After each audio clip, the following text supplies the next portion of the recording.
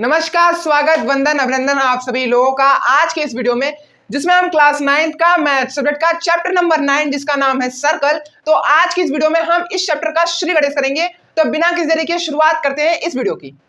आज की इस वीडियो में सिर्फ और सिर्फ हम सर्कल के कुछ बेसिक टर्म्स को जानेंगे, पढ़ेंगे, समझेंगे। तो सबसे पहले जान लेते हैं कि आखिर सर्कल होता क्या है। तो circle is a collection of points at a distance from a fixed point. ये एक फिक्स्ड पॉइंट से, एक फिक्स्ड पॉइंट है मान लीजिए ये, और इस फिक्स्ड पॉइंट से सेम डिस्टेंस पर, हर जगह सेम डिस्टेंस पे जो पॉइंट बनेंगे उन्हीं तरीके के पॉइंट्स का कलेक्शन जो बनाता है उसे हम कहते हैं सर्कल। ठीक है, जैसे कि आप देख रहे हैं यहाँ पर कि ये पॉइंट एक फिक्स्ड पॉइंट है और ये जो आप एरो देख रहे हैं ये आपको इंडिकेट कर रहा है बिल्कुल फिक्स्ड डिस्टेंस। ओके, और उसी फिक्स्ड डिस्टेंस पे यहाँ पे कुछ मैंने पॉइंट्स बनाए। जब इसी तरीके के पॉइंट्स का ढेर सारा कलेक्शन बन जाता है तब हम उसे कह देते हैं सर्कल। यहाँ पे भी हमने बना दिया बिल्कुल सेम डिस्टेंस पे, यहाँ पे भी सेम डिस्टेंस पे, यहाँ पे भी सेम डिस्टेंस पे, यहाँ पे भी सेम डिस्टेंस पे पॉइंट बना दिया। ठीक है, अब इन्हीं तरीके के पॉइंट्स के कलेक्शन को हम क्या कह देते हैं? सर्कल कह देते हैं। बिल्कुल यही चीज कहना चाह रहा है ये एक लाइन का डेफिनेशन कि collection of points at a distance from a fixed point. किसी एक फिक्स्ड पॉइंट से फिक्स्ड डिस्टेंस पर जो कलेक्शन ऑफ पॉइंट्स बनते हैं उसे हम कहते हैं सर्कल। इतना समझ में आया कि नहीं? इतना समझ में आया कि नहीं? सर्कल की डेफिनेशन आ गई कि नहीं? आ गई कि नहीं? अगर आ गई है तो अब बढ़ते हैं अपने कुछ बेसिक टर्म्स जो कि सर्कल से रिलेटेड है। तो अब आइए बढ़ते हैं अपने पहले टर्म पर जो कि है सेंटर। सेंटर किसे कहते हैं? अच्छा, आपको सर्कल की डेफिनेशन याद है कि नहीं? याद है, अभी मैंने आपको बताई है सर्कल की डेफिनेशन। तो उस डेफिनेशन में जो फिक्स्ड पॉइंट है उसी को हम कहते हैं सेंटर। ठीक है, मान लीजिए एक सर्कल है, मान लीजिए ये एक सर्कल है और इस सर्कल को हम क्या कहते हैं? What is circle? Circle is a collection of points at a distance from a fixed point. तो इसमें जो फिक्स्ड पॉइंट होगा उसी को हम कहते हैं सेंटर ऑफ द सर्कल। समझ में आया कि नहीं? समझ में आया कि नहीं? अब सेंटर के बाद का अगला टर्म आता है रेडियस। मान लीजिए इस सर्कल के एक पॉइंट को मैंने चूज किया, मान लीजिए इस पॉइंट को। ठीक है, एक ऐसी लाइन जो सर्कल के सेंटर और सर्कल के किसी भी पॉइंट को ज्वाइन करती हो उसे हम रेडियस बोल देते हैं। जैसे कि यहां पे ये लाइन सर्कल के सेंटर और सर्कल के इस पॉइंट को ज्वाइन कर रही है तो इसलिए हम इस लाइन को रेडियस नाम देंगे। रेडियस के बाद का अगला टर्म आता है कॉर्ड। कॉर्ड किसे कहते हैं? कॉर्ड भी एक तरह की लाइन होती है जो कि सर्कल के किसी दो पॉइंट्स को ज्वाइन करती है। मान लीजिए मैं इस सर्कल के एक पॉइंट को ये लेता हूं और दूसरे पॉइंट को ये लेता हूं और इन दोनों पॉइंट्स को किसी एक लाइन से ज्वाइन कर देता हूं, तब ये लाइन एक कॉर्ड बन जाती है। ठीक है, कॉर्ड के बाद का अगला टर्म आता है आर्क। आर्क किसे कहते हैं? सर्कल के किसी भी दो पॉइंट्स के बीच में जितना सर्कल का पार्ट आता है उसे हम कह देते हैं आर्क। उसे हम क्या कह देते हैं? उसे हम कह देते हैं आर्क। समझ में आया? समझ में आया? जैसा कि इस सर्कल में मैंने एक पॉइंट लिया ये, एक पॉइंट लिया ये, और इन दोनों पॉइंट के बीच में ये सर्कल का इतना पार्ट आ रहा है। ठीक है, तो इस इतने से पार्ट को हम कह देते हैं आर्क। समझ में आया? आर्क किसे कहते हैं? ठीक है, अच्छा, अब आप देख रहे हो कि इन दोनों पॉइंट्स के बीच में दो सर्कल के पार्ट दिख रहे हैं, एक ये सर्कल का पार्ट और एक ये सर्कल का पार्ट। तो जो छोटा सर्कल का पार्ट होता है उसे हम कहते हैं माइनर आर्क और जो बड़ा सर्कल का पार्ट होता है उसे हम कह देते हैं मेजर आर्क। समझ में आया क्या? समझ में आया क्या?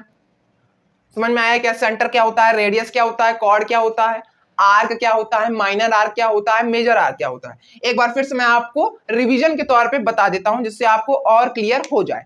तो सबसे पहले हमने पढ़ा था सेंटर। सेंटर क्या होता है? सेंटर सर्कल का एक फिक्स्ड पॉइंट होता है जहां से हर एक पॉइंट सर्कल का एक फिक्स्ड डिस्टेंस पर स्थित होता है, उसे हम कहते हैं सेंटर। ठीक है, रेडियस क्या होता है? रेडियस एक तरह की लाइन होती है जो कि सर्कल के सेंटर और सर्कल के किसी भी पॉइंट को ज्वाइन करती हो, उसे हम रेडियस कह देते हैं। कॉर्ड किसे कहते हैं? सर्कल के किसी भी दो पॉइंट्स को ज्वाइन करने वाली लाइन को हम कॉर्ड कह देते हैं। आर्क क्या होता है? सर्कल के किसी दो पॉइंट्स के बीच में जो भी सर्कल का पार्ट आता है उसे हम कह देते हैं आर्क। जो छोटा वाला पार्ट होता है उसे हम कह देते हैं माइनर आर्क और जो बड़ा वाला पार्ट होता है उसे हम कह देते हैं मेजर आर्क। ये चारों टर्म समझ में आए कि नहीं? ये चारों टर्म समझ में आ गए कि नहीं? आ गए हैं तो बढ़ते हैं अब अपने अगले और टर्म्स पर। अच्छा, अब आर्क के बाद का अगला टर्म आता है सेगमेंट। सेगमेंट किसे कहते हैं? कॉर्ड आपको समझ में आया कि नहीं? कॉर्ड जब सर्कल में बनता है ना, मान लीजिए एक ये सर्कल है, ठीक है, कॉर्ड जब किसी सर्कल में बनता है ना, तो कॉर्ड सर्कल को दो पार्ट्स में, दो रीजन में डिवाइड कर देता है। पहला रीजन ये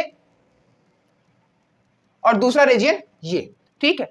तो जो रीजन बनता है ना, उसी को हम कहते हैं सेगमेंट। उसी को हम क्या कह देते हैं? उसी को हम कह देते हैं सेगमेंट। अच्छा, जैसा आर्क होता है ना, माइनर आर्क, मेजर आर्क, वैसे ये भी होता है।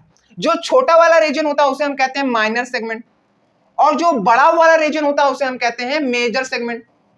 समझ में आया कि नहीं? समझ में आया कि नहीं? अब सेगमेंट के बाद का अगला टर्म आता है सेक्टर। सेगमेंट के बाद का अगला टर्म आता है सेक्टर।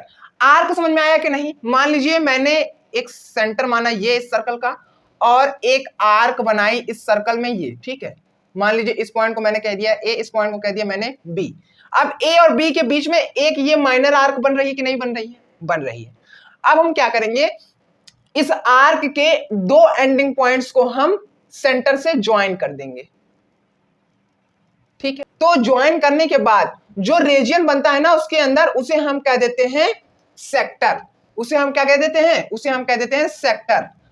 जैसे ही आर्क में होता है, जैसा सेगमेंट में होता है, वैसा ही सेक्टर में होता है कि जो छोटा वाला एरिया होता है उसे हम कह देते हैं माइनर सेक्टर, और जो बड़ा वाला एरिया होता है उसे हम कह देते हैं मेजर सेक्टर। समझ में आया कि नहीं? समझ में आया कि नहीं? अच्छा, एक चीज मुझे याद आई सेक्टर समझाते समय, कि जब आप पिज्जा खाते हो, पिज्जा खाया हो अपने जीवन में कि नहीं? खाए हो ना? जब आप पिज्जा खाते हो तो उसमें तुम बड़ा वाला पीस उठाते हो कि छोटा वाला पीस? छोटा वाला पीस उठाते हो ना? कैसे उठाते हो? जैसा आप बर्फी वाली मिठाई आती वैसे पीस उठाते हो कि कुछ इस तरीके का पीस उठाते हो? कुछ इस तरीके का पीस उठाते हो ना? तो जो इस तरीके का पीस होता है ना, उसको हम कहते हैं माइनर सेक्टर। और जो पिज्जा का बचा हुआ पार्ट होता है उसे हम क्या कहते हैं? उसे हम कहते हैं मेजर सेक्टर।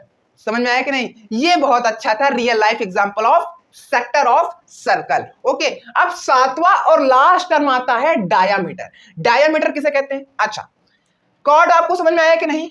समझ में आ गया। मान लीजिए ये एक सर्कल है, लग तो नहीं रहा लेकिन आपको मानना पड़ेगा क्योंकि आप मैथ पढ़ रहे हो, मैथ के हर कोने में आपको मानना है, ठीक है। इस सर्कल का मान लीजिए ये एक सेंटर है, ठीक है, ठीक है। एक ऐसा कॉर्ड जो सेंटर से पास हो रहा हो और सर्कल के किसी दो पॉइंट्स को ज्वाइन कर रहा हो, उसे हम कह देते हैं डायामीटर, ठीक है। क्या हम डायामीटर को कॉर्ड कह सकते हैं क्या? जरूर। क्यों? क्योंकि वही कॉर्ड सेंटर से पास हो रहा है, तभी हम उसको डायामीटर कह देते हैं। अब समझ में आया? अब समझ में आया? अच्छा, कॉर्ड और डायामीटर के जो रिलेशन है उससे एक क्वेश्चन आपसे एग्जाम में पूछा जा सकता है, ठीक है। क्या पूछा जा सकता है कि which is the largest chord in a circle? तो बहुत सारे टर्म के ऑप्शन दिए रहेंगे, लेकिन उसमें से एक ऑप्शन रहेगा डायामीटर। तो आपका करेक्ट आंसर हो जाएगा डायामीटर, कि जो डायामीटर होता है वो सर्कल का सबसे बड़ा लेंथ का क्या होता है? कॉर्ड होता है। समझ में आया? समझ में आया? कुछ यहां घुसा? हाँ, तो अभी तक ले सिर्फ इतना ही। और ये जो सातों टर्म मैंने आपको इस वीडियो में समझाया ना, यही सातों टर्म इस सर्कल के मेन बेसिक टर्म्स हैं। इनको आप जरूर से जरूर याद रखना। क्लास 9th में आपको सर्कल के बेसिक टर्म्स में इतना ही पढ़ना है। 10th में भी सर्कल चैप्टर है, बट इनके साथ साथ और भी टर्म्स आ जाते हैं, तो उन टर्म्स को अभी आपको पढ़ना नहीं है, उन टर्म्स को आप क्लास 10th में पढ़ोगे। लेकिन अभी तक ले सिर्फ इतना ही आज की वीडियो में। लास्ट क्लिप बने रहने के लिए थैंक यू सो मच। मिलते हैं अगली वीडियो में। और लास्ट में एक ही बात कहूंगा कि जितनी चीजें मैंने आपको समझाई उतनी चीजें अगर आपको समझ में आई हो, खास करके सातों टर्म, तो चैनल को सब्सक्राइब, वीडियो को लाइक, वीडियो को शेयर जरूर करिएगा। एक बार फिर से लास्ट क्लिप बने रहने के लिए थैंक यू सो मच।